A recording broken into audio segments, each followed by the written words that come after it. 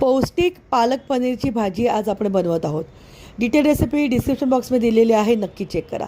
2 bunch पालक घेतलेला आहे आणि इथे पालक आपण अजिबात ब्लांच नाही करणार आहोत। चवीप्रमाणे लसूण, आलं, हिरवी मिरची, धना पावडर, जिरा पावडर आणि गरम मसाला आहे।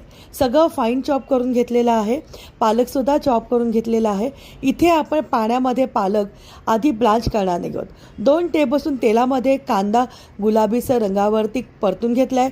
त्यात टॅमॅटो घातले आहेत, काजू पकाळ घातले आहेत। वाफून 10 मिनिटांनंतर पालक, आलं, लसूण, हिरवी मिरची हे टाकलेलं आहे। आता इथे पाणी अजिबात नाही घालायचं आहे। वाफेवरती पालक शिजवून घेतलेला आहे। गॅस बंद करून थंड करायचं आहे।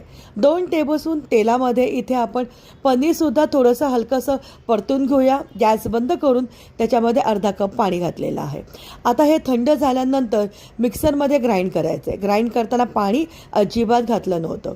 आता 1 टेबलस्पून बटर, 1 टेबलस्पून तेल, त्याच्यामध्ये फाईन चॉप केलेला गार्लिक हा परतून घेतलेला आहे। हलकासा रंग बदलल्यानंतर त्यामध्ये पालकाची पेस्ट, त्याच्यामध्ये घातले चवीप्रमाणे मीठ, धने पावडर, जिरा पावडर आणि गरम मसाला।